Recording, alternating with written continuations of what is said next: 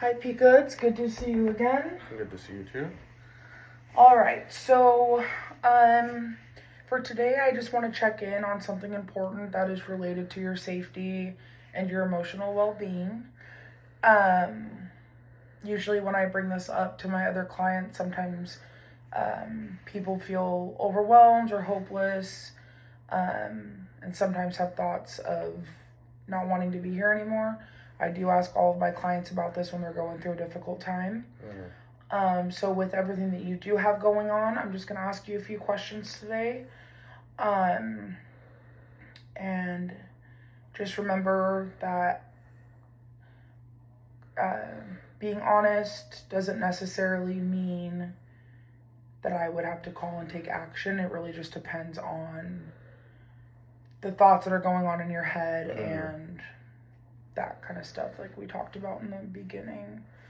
So the first question is, have you ever wished you were dead or wished you could go to sleep and not wake up within the past month? No, I haven't had thoughts like that since I was like in high school. Okay. Alright. And then have you ever actually had any thoughts about killing yourself? Thoughts, yes, but never anything like very severe. Okay, and you would say that was probably about in high school, like 15 years ago. Okay.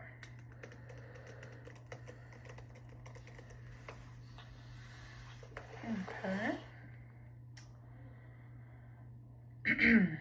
Have you ever done anything, started to do anything, or prepared to do anything to end your life? Maybe like taking pills, trying to hang yourself, shoot yourself, anything like that? No, never. Okay. So really you've just had the thoughts, but you've never moved forward with anything or ever came up with a plan? Yeah. Okay.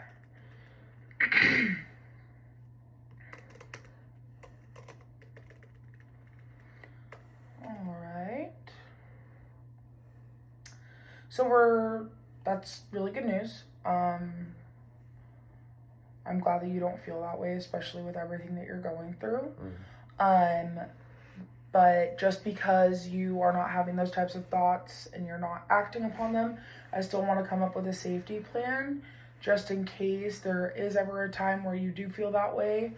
Okay. I just want to make sure that you are aware of the warning signs, and just so we know that there is a plan in place and people to call or places to go, and stuff like that. So as far as the physical symptoms that you would feel back when you were in high school, when you felt the urge or the thoughts to end your life, what were those physical symptoms like? Maybe your heart was racing, or you were sweaty, or anger, and just sweaty, nervousness, just an uneasy feeling, really. Okay.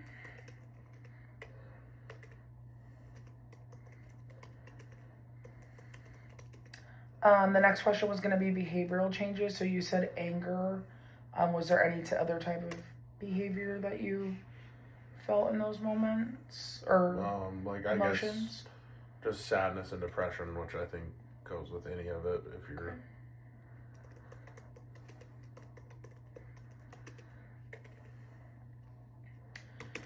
So, as far as internal coping strategies, what is an activity that you feel that you could do when you might start feeling these types of ways, if they ever were to come about again?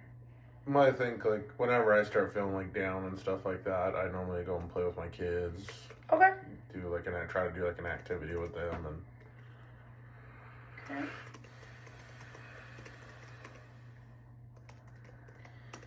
And then the next thing would be mindfulness technique. So this could be the deep breathing exercises we've talked about. It could be really anything where you can kind of stop those thoughts and control your mind and get your mind off of those thoughts. Do you feel like, I remember you mentioned during the last session that the deep breathing was helping. Do you feel like that's something that could potentially help you during those times? Yeah, deep breathing and like taking 10 just to like kind of tune everything else out and reflect inward. That's like, that helps, you know.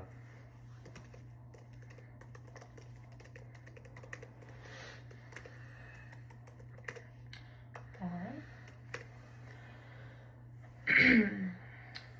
And then there is positive self-talk. So maybe in the moment, and some people have a harder time doing this depending on where their emotions are. And maybe telling yourself that you're safe, you're doing the best that you can. I'm with my kids right now, so I'm okay. Like anything like that you feel like you could tell yourself, or does it kind of depend? Yeah, I guess it kind of depends, but yeah, I mean, I don't know. I don't really have those internal thoughts, I guess, really about things like that, you know. Okay. But, yeah. Do you feel like you could use positive self-talk if needed? Yeah, I definitely think that I could. Yeah, yeah, absolutely.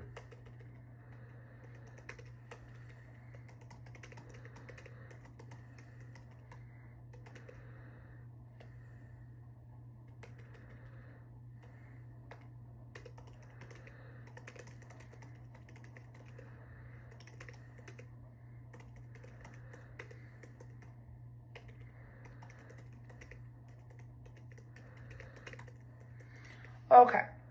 Perfect. Sorry about that. Okay, so as far as your social supports and contacts, for family and friends, for your primary contact, and this is also in your paperwork, you had your wife Kalani on there. Mm-hmm. Okay, would that still be the primary contact if these thoughts were to arise? Yeah, absolutely. Okay, and I have her phone number as 509-999-7685. Yep. Okay, well, who would a secondary contact be when it comes to like family or friends? Is there like a close friend that you could call? Yeah, I have a close friend named Craig. Craig, okay. And what is his phone number? 509-942-4349. Okay. And then as far as support groups, I did already come through and put the Riverbend Recovery Group, which is the resource that I gave you the last time. And you are meeting there Monday, Wednesday, and Fridays at 5 p.m., correct? Yeah. Okay. And I have their phone number on here as well. And that's the only group that you are currently attending, correct? Yes. Okay. All right. And then professional help and resources. I put my information for therapist and counselor. You are still not established with a psychiatrist, is that correct? No. Okay.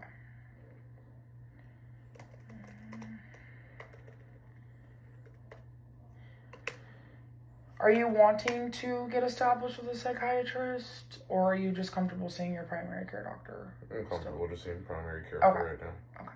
I just wanted to make sure. And then you are aware that the crisis hotline, the National Suicide Prevention Lifeline number is 988, correct? Yep. Okay. And then local emergency services is obviously 911. Yep. Okay. And then as far as the safe environment plan, so this would mean like removing things like firearms, medications, or other potential means of self-harm, or just making sure that they're safely stored. Do you have firearms? No firearms. Okay. Anything else like knives, anything, medications, everything like that? Are those safely stored in your house? Yeah, I mean, Okay. knives are in the kitchen, you know, or kitchen knives normally are, and prescriptions are in the medicine cabinet. Okay. All right. And then for a safe space, can you identify a safe place that you feel like you can go when you're feeling overwhelmed? Maybe it's to your friend's house, being with your kids. Yeah, I mean, I can definitely like spend time with my kids anytime. I know if I was to call my friend, and like I really needed a place to go, he would always be there for me. And that's Craig? Yeah.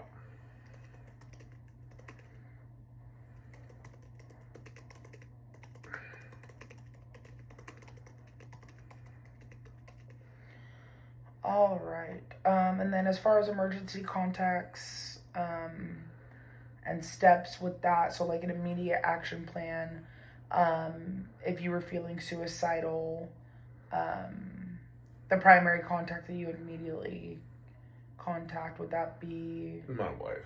your wife? Okay. Yeah.